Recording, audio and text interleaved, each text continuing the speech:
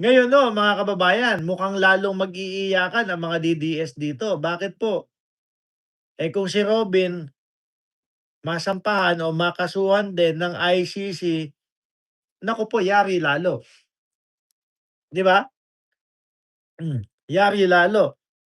Doon sa nakita nating video na para ho sa akin talaga kahit itanggi ni, Robin Padilla, mga kababayan. Kahit itanggi ni Robin Padilla, isa lang po ang ibig sabihin nung nakita ko, itinakas ni Robin Padilla, mga boss, chipa mo sir, 'no, si Bato de la Rosa. At inire-report po o ni-report po yun sa ICC, Yung dati pong, matapang na Robin Padilla na laging sumisigaw at sinasabi na, "Opo, sabi namin kay kumpare namin magtago na muna siya." Hindi na gano'n, hindi na makapagsalita ho, mga kababayan. Bakit? Siguro napag-aralan at napagtanto nila na maaari silang habulin o maaari siyang habulin ng ICC. At magkatotoo, 'no, yung pangako niya kay Bato de la Rosa na sasamahan niya. Biruin niyo, mga kababayan, hindi lang ho yung mismong CCTV na lumabas sila, si Bato, si Robin, at saka yung Julalay. Hindi lang ho yun ang pag-aaralan dun, mga kababayan.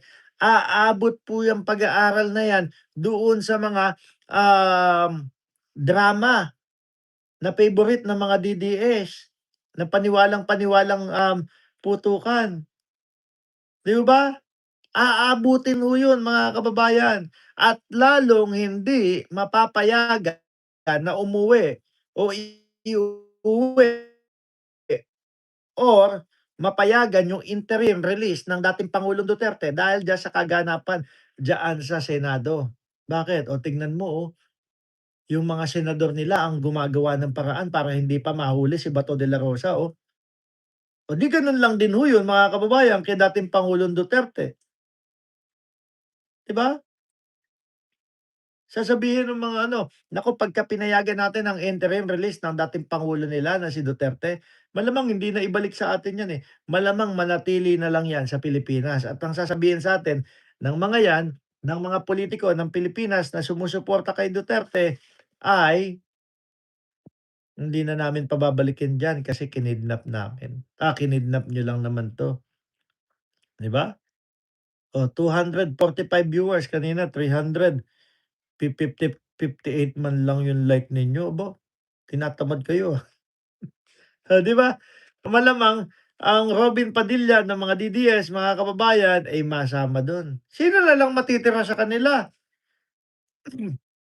Sino na lang ho ang matitira sa kanila, mga kababayan? Kasi kung Bongo at Bato, posible maaari malongko sa ICC, tapos Rodante Marcoleta, mamaya tayo kay Rodante Marcoleta, 'no? Tapos Rodante Marcoleta may kaso, naku po, ubos. Take note, mga DDS, baka sabihin ninyo, naku, inuubos lang talaga yung majority. Si Marcoleta matagal nang may kaso, 'no? Matagal na nating iniantay yung kaso. Mismong siya ang naglugmok o nagligwak sa kanyang sarili, 'di ba? Mamaya yan si Marcoleta. Balik tayo kay Robin Padilla. Hindi na din mapakali si Robin Padilla.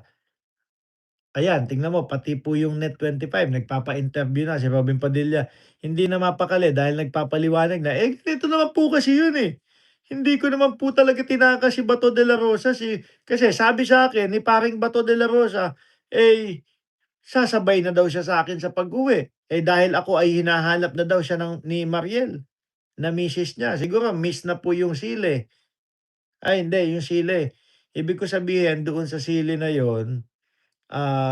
Siguro kapagka kumakain sila, 'no, mahilig sa sili si Mariel. Kaya yun yun, 'no, baka mahilig ang trip nila ay kumain ng maanghang, mga kababayan. Kayo kung ano-ano iniisip niyo dun sa sili.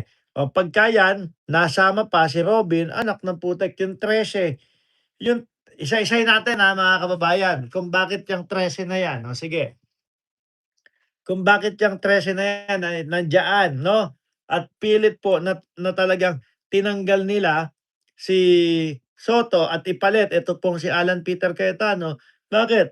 Eh, karamihan may kaso, eh, 'no o merong umiiral na kaso. Oh, yan si Marcoleta doon sa kanyang sose 'no, bato at bunggo international naman ho mga kababayan. Joel Villanueva, Chis Escudero, Bus Jinggoy Estrada. Oh, sangkot dawit, nadadawit di umano sa mga flood control at sa mga ghost project. 'Di ba? Halos halos ano po mga kababayan, lahat ng majority, eh, may kinakaharap 'no? Ngayon ang tanging pag-asa po nila mga bossing upang sa gano'n, eh, mailigtas ang kanilang sarili, eh, maiupo nila si Sara Duterte. Kaya hindi sila papayag na ma-impeach ang Vice Presidente na si Sara Duterte dahil yun na lang po ang kaisa-isa nilang pag-asa. Bilyar, oh, tama si Alexander the Great, 'di ba mga bilyar din 'no mga bossing. Oh, yung kapagka nagtuloy-tuloy at kapagka hindi nila naialis si Pangulong Bongbong Marcos sa lalong madaling panahon sa pagkapresidente, may kalalagyan ho lahat sila, eh. Eto lalo na yung na fresh kay Rodante Marcoleta, 'di po ba? Oh, ano naman yung kay Rodante Marcoleta, eh, di po ba, um, doon sa sose niya, hindi niya inilagay kung sino yung mga nag-donate. Tapos dahil nga gustong makaano, dahil gusto na makawala doon sa issue, nagpa-interview doon sa Net25. Doon sa mga ka-chokara na lagi niyang kaututan dila, Ma'am Trixie Villa at Romeo Rodeo, oh. Nagpa-interview do'n. Aba, sinabi, eh, sabi po kasi ng mga kaibigan ko, 'wag isulat yung kanilang mga pangalan at humirit pa, 'no? Yung hirit na, nung natanggap naman po namin yun, eh, hindi naman ho ano, hindi naman ho panahon ng eleksyon or et cetera at dun nalugmok at dun nayari si Marcoleta, doon, 'no? Ah, ganun ba? So, ibig sabihin tumatanggap ka ng pera, regalo at ng kung ano-ano, 'no, habang ikaw ay nasa, Kongreso kasi congressman pa lang ho nun si Marcoleta mga kababayan, eh, 'di ba? Tsaka yung mga sose et cetera.